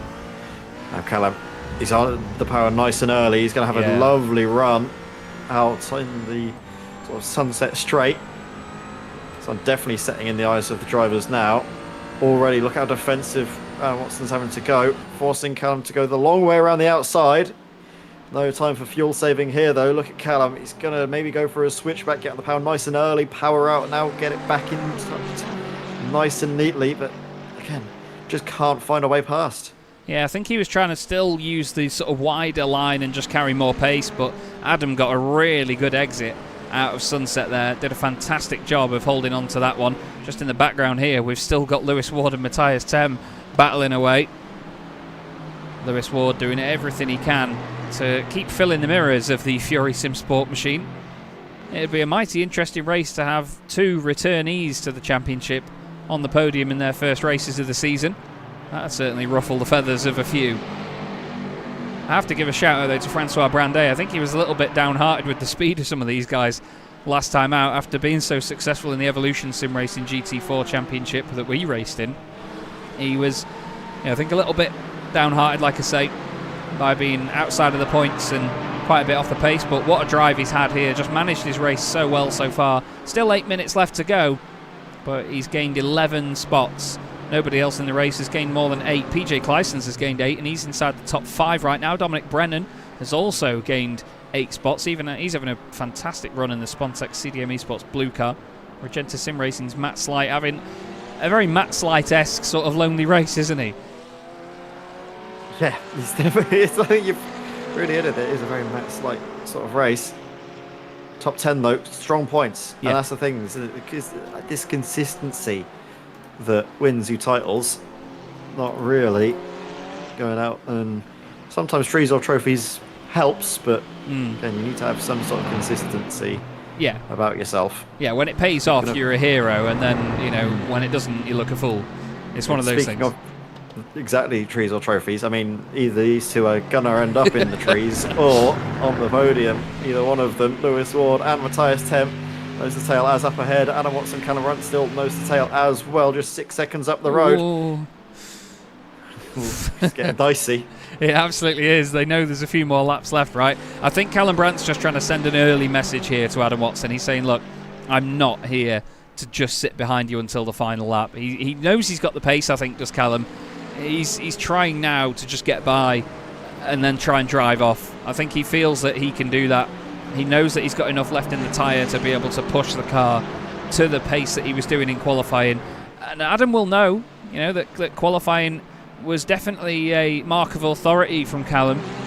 Because, I mean, you don't go half a second faster around Sebring with no slipstream when others have had slipstream for no reason.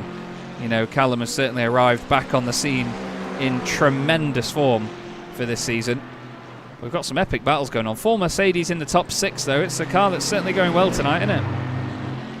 Really going nicely for the Mercs. So, yeah, so many of them high up the order.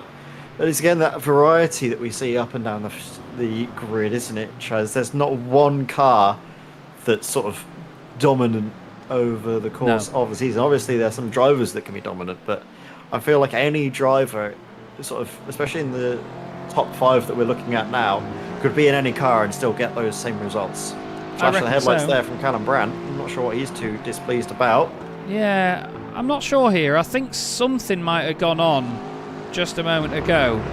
I'm wondering whether we can see it here. If we go to this. No, Callum was just wide at the hairpin.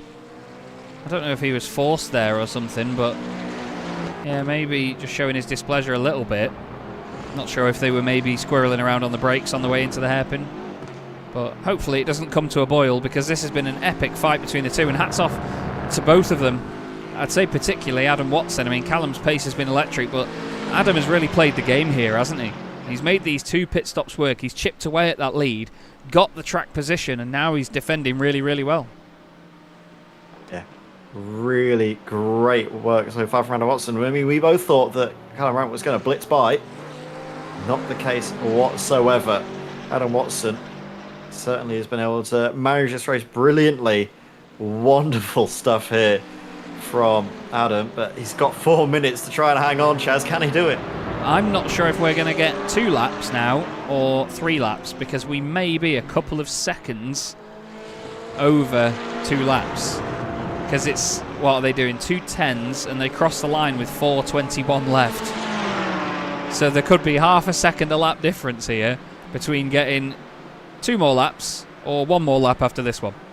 We look here at Codman and Jennings, who are currently in a fight for 20th position, and that is the final point scoring place. So we'll keep our eyes on that in a bit. As we look at Adam Watson and Callum Brandt still, the two have been fighting throughout this race, although they didn't really know it in the early stages. But once Adam got past Lewis Ward, he's been pretty pristine since then. Dennis Van Beelen has just had a little excursion at turn 1, as Francois Brandet and Rob Sharp fight together just behind. Stephen Burns has fallen by the wayside a bit. Ben Idris Abdullahi and Daniel Mills just behind have both been recovering ever since. Gary Toll's not really had the return to the championship he would have wanted. His teammate Ben Chalcraft is actually the only car that is still running in the position it started the race in 11th place.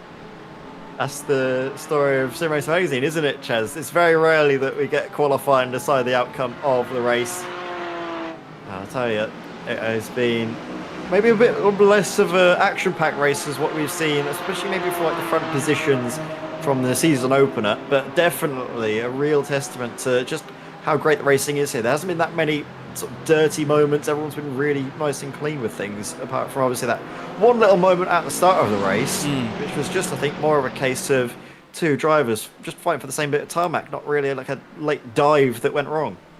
Yeah, I'm not sure if... I mean, it looked like Gary went slightly right, it looked like Ben went slightly left, but these cars do move about quite a lot on the brakes, and they were close to each other anyway, so you never know.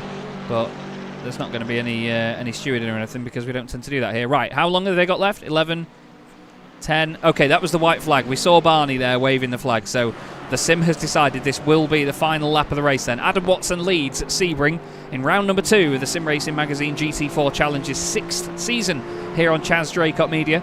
Thanks as always to Orris Analytics and Derbyshire Holiday Homes, the championship sponsors. You're listening to me, Chaz Draycott, and the wonderful Ed May in the commentary box. And Ed, I don't think Callum's got it here. I think he's going to sit in second place and take the points. He may have one last desperate effort coming into sunset, but I think you might be right, and it's about obviously deciding what's better for the championship. Adam Watson as well, though, let's not count him out. Drop rounds are going to be a factor. He missed out on that first race, but with a race victory to his name as well, he could be a real candidate for the title as well. Yeah. As he was obviously in the winter tour. Yeah, 100%, and that means now as well, every point he scores from this race onwards will count as... Oh, they're very close as Callum, well, has just enough room allowed there on the outside. Good stuff, good positioning by Adam Watson there. Moved all the way over to the right and then back over to the left, but just enough so that Callum could still sit there and there wasn't contact. There's mere corners left to go here as the sun sets on Sebring. The sun is very much setting on this race. It looks absolutely glorious. Are we going to see these two come to a photo finish, or are we going to see ascend down the inside? Callum Brandt is all over the back now with Adam Watson. Let's see what the run is like as he comes on to the final back straight for the final time out of Le Mans. It looks like Adam's got a little bit hot. Callum gets on the throttle early and into the slipstream he goes. Let's see. Adam doing what you'd expect though, moving all the way over to the right here, Ed. Here we go, last ditch effort for Callum Brandt. Is he going to maybe feint to the outside and then dart to the inside nice and late? He's going to have to, isn't he? He needs that inside line, but it's covered off right at the death here. Adam Watson, he just needs to guide it home, get on the power, nice and careful, no silly business, and he will win the first time here in this season, Chaz. Adam Watson wins his first race in the Sim Racing Magazine GT4 Challenge from Callum Brandt. What a fantastic battle between the two. Matthias Tem, welcome back, son, takes a podium. Lewis Ward in 4th place. PJ Clysons gets a 5th place. Great night for Team 11. He's ahead of Taylor Adams in 6th position. Arthur Thurtle is going to be next up. Oh! What on earth was that about? Jake Cranstone goes through, overtakes Arthur. Dominic Brennan will be next up. He gets the top 10 ahead of Matt Slight. Ben Chalcraft may not be the only car that finishes where he started, because look at this rabble. Look at this lot. Francois Brandet in 15th place into the final couple of corners. Stephen Burns and Ben Idris Abdullahi right together. It's going to be a photo finish between these lot. Francois Brandet is over the moon with 15th and his first points of the season. Ben Idris Abdullahi just ahead of Daniel Mills, Rob Sharp, and Stephen Codman gets the final point scoring position. Wow, a feel-good finale to that race there, Ed. An amazing battle between Adam Watson and Callum Brandt, and Matthias Tem back to the championship and straight onto the podium, holding off double champion Lewis Ward. What a race. Yeah, really, really impressive all around. Yeah, Matthias' race flew a little bit under the radar, didn't it? But credit to him. Got off a brilliant defensive drive. It seemed to be the story of the race, very defensive drives. Adam Watson obviously for the race victory, but Matthias Tem to hang on to the podium. Elbows out at times, but that's what you need, isn't it, when you're trying to keep someone like Lewis Ward and Callum Brandt at bay. Both of them had a wonderful race that they can definitely be certainly proud of. 100%. Yeah. 100%. Already I'm thinking, bring on the next one, Chaz. Oh, absolutely, yeah. Buzzing for the next one already. It's been an absolutely amazing start to the season. Very exciting. With two real stalwart circuits of the championship. We've been to both of these tracks a lot in the past. It's lovely to come back here and celebrate the epic racing that we usually have in this series with 2 1-hour long races. We're still waiting for a couple of drivers to finish, I believe. Oliver Carwadine just crossing the line right now.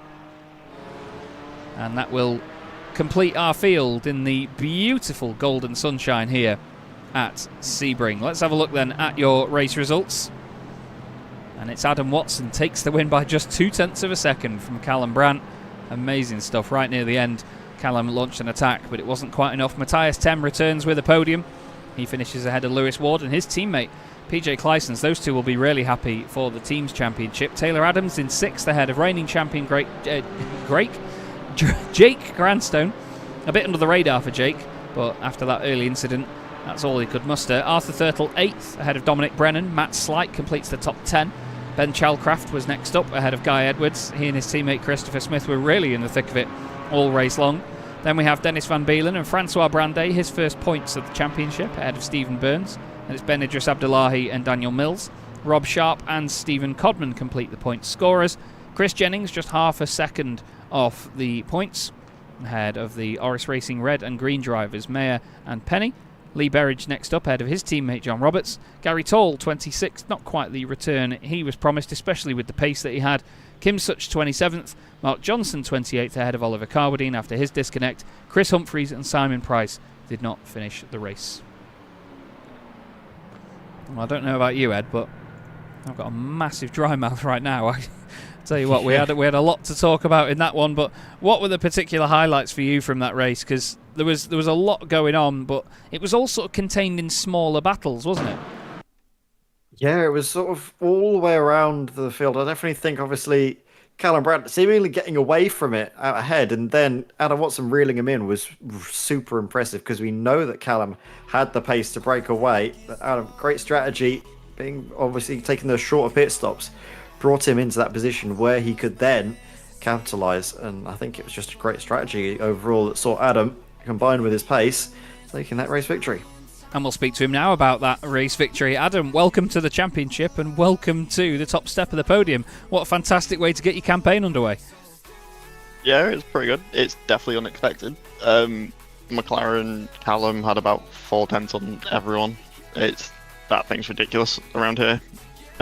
He was just so quick. I was going to say, referring to Callum as that thing is not quite fair, but no, he is he is quite the alien. But, you know, you've seen this championship for a few seasons now. You know how competitive the grid is. What's it been like finally getting on track with these guys? It's been good. Like, obviously, GT4 is a really good class. It's a really fun class where all the cars are... They're all different, but they're all even. Obviously, yeah. So, like, I've watched the previous seasons. Obviously, I did the Winter Tour when it was GT4. But then to come into the full championship is really good. Well, it's certainly going well so far, and obviously with you missing that first round, it's all going to be points from here. So are you going to be doing the maths as it goes on, or are you just going to attack every race as it comes? That's your job, though, isn't it? No, I'm no good at the points. I can't do that. Yeah, I'm just going to keep just do the races as they are, just one after the other, make sure it comes, and just try and get the best result as I can. Obviously, some tracks is going to suit the Aston, and some of them probably aren't. So we'll just get in points. It's all about bagging points at the end of the day. We saw this in the Winter Series. If you score, then you can get a result. But yeah, we'll just see what goes on. Absolutely. Well, it's been great to have you in the championship already, Adam. And, well, we are looking forward to seeing how it goes on for the rest of the season. Is there anyone you'd like to give a shout out to before you go? The Altitude 3M sponsors. Too many to count. Mr. Hedge, iLiveries, Mr. Jonathan Walker himself for bringing the Altitude and 3M together to create this new partnership. It's been really good, and yeah, just look forward to the next one. So do we, Adam. Fantastic to have you. Thanks very much for talking to us, and we'll see you again soon. See you soon, and thank you. Well, there we go. 2 weeks until the next round of the championship, Ed. But I'll tell you what, Adam, I'm sure will be practicing very, very soon, because he was certainly on a mission there, wasn't he? He really was. He wasn't really hanging about for no one. Especially at that sort of, I think that was more the second stint. That second stint, which was where he really got that shift on and put the pressure on Callum Brandt. Didn't let him get that comfort that he had in the first stint, and I think that was what really set the tone for the rest of the evening for him. It definitely was. And speaking of setting the tone, we can speak to somebody that I'm sure will have a very positive and happy tone about him. The biggest mover in the race by 3 positions, gaining 11 in this one. Francois Brandet, your first points of the campaign. That's quite the contrast to Road Atlanta, isn't it, mate? Yeah, 100%. I'm so happy now. My first points in SRM, I really couldn't be happier. And you weren't sort of left to your own devices with it either, were you? You had to fight very hard with a lot of these sort of top drivers in the series all around you. Oh man, I'm so sweaty right now. I had to sweat in all senses of the expression. I don't know why or what happened, but my first pit, I think I jumped like five or six people, and I was like, why am I 13th? This is like, this is not okay. Something happened. And yeah, at the end of the race, I was like in a tight race with Dennis, with Steven, with Rob, and I knew 15th equal points. So I was like, all right, I need to try hard a bit more now because I'm actually there. Yeah, it's quite crazy, isn't it? You got really thrown in the deep end for this race. But what was it like trying to battle with these guys around a track like Sebring? Did you enjoy it? Oh yeah, it was unreal fun. Like, also the fun bit is that I didn't have my overlay for like the first half of the race. So when I was behind Steven, I thought I was behind Jake, and I was like, no, that can't be real. I can't be that far up front. And then yeah, but no, it was very fun. I never expected to be fighting for points on the second race. Obviously, the SRM championship is very tight in terms of skill. Everybody in here is very good, and yeah, I'm very happy on it now. I'm proud of myself because for me this is like a victory. Well, it's lovely to hear that, Francois, and it's great to see you get those points on the board. We've got 2 weeks now until the next round at Interlagos, but it's your first sprint round with us, so there's a 20-minute and 30-minute race. What are your thoughts going towards that? Are you excited for that one? Yeah, really excited. I never actually driven Interlagos in the GT4, so it will be time to learn. I did a lot in the GT3, but never in the slower car. So yeah, we'll see how it goes. Hopefully as good as it was tonight. So yeah, fingers crossed. Time to practice, and we'll see, I guess. Well, we certainly look forward to it. Francois, is there anyone you'd like to give a shout out to? A little shout for Simon Price. I don't know what happened to him. I know he had I just saw he had a meatball, and we were together before the race. I was trying to give him a few tips here and there. I hoped he was about to have a good race. I think it did not turn out to be that way, but yeah, he was very nice in your chat as well for me. So yeah, shout out to, of course, you two for the great broadcast, and I can't wait to be watching. And SRM, of course, Andy, and all of the others, sponsors, etc. Well, it's great to have you, Francois. Very well done, mate. Go and enjoy the moment, and we'll speak to you at Interlagos. Yeah, see you two lads in a bit. Cheers. Good night. Francois Brandet, absolutely buzzing, as you can hear, Ed, and it's lovely to hear that, isn't it? He's really worked hard for that one. We don't hear Mr. May. Sorry, I had to mute up because I was just told that my team has scored 2 goals in the football. I've just checked my phone and I had to mute myself to stop myself making an ungodly noise. Arsenal versus Real Madrid in the football. My God. Get in. Yes, I definitely think it's certainly been a great evening for a lot of drivers. And again, Francois having that moment, obviously, to get those points. It's why we have the sort of format we do for the championship, don't we, Chaz?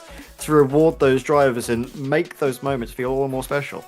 Yeah, definitely. And at the end of the day, you know, it comes back to, you know, I'm not saying that the contributing factor is that, you know, they have to be grateful because it's not easy to get points, but we don't just hand points out. You know, it makes it an achievement when a driver just gets a couple because they know they have to be within a certain threshold, within a certain set of positions to score points at all. And it's lovely to see that they do appreciate that and they work hard for that, isn't it? Yeah, and again, it's something that I think helps sort of foster that sense of community and means that every driver up and down the field has got something to fight for. Obviously, those points further down, the drivers that maybe don't get that spotlight do obviously have their moment of scoring those points and having those brilliant races to remember. Definitely. Absolutely, and it's been another absolute barnstormer of a race here in the Sim Racing Magazine GT4 Challenge. Unfortunately, no one else around to interview, so we are going to sign off for the evening. But thank you once again to Derbyshire Holiday Homes and Orris Analytics, the championship sponsors. Thanks also to Sim Racing Magazine, Andy Marston, the man that runs all the Discord and keeps everybody in check. And thanks to you as well, Ed, for another great race. And, well, hopefully we'll see you all in 2 weeks' time at Interlagos. But until then, enjoy the rest of your evening, and we'll see you soon.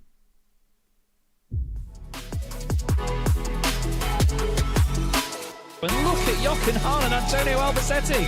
The two of them go flying through the right-hand side, then the left-hand side. Jochen Hahn around the outside, and Lucas Hahn, no father and son, come together on the exit of turn 1. And the best thing about this is the fact that it's still a 15-minute sprint race. They're not extended the time of the race. It's still just like, it's going to be, what, 7 laps as far as I can know? Yeah. We get to the real nitty-gritty of motorsport. Cranstone and Smith are side by side for the title in the very final race of the season. As they go back up the hill towards the Schumacher. Nils Core clips the back at 10. Simon Povey clips the side of Nils Core. They go over the hill and Povey's around. Oh my god, that's going to definitely be the thumbnail when it hit me in the right direction. Thank you so much. 23 cars.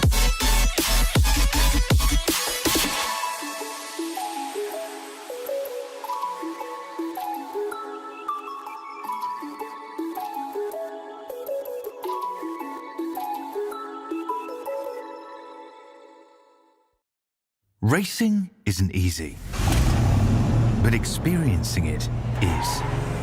iRacing puts you in the driver's seat with the industry's leading sim racing game. Drive on laser scan replicas of the greatest racing circuits from around the world. Go head to head against other drivers chosen by skill-based matchmaking to ensure competitive racing at every level. Compete across all your favorite series. In officially licensed cars, engineered to deliver the most accurate driving experience possible.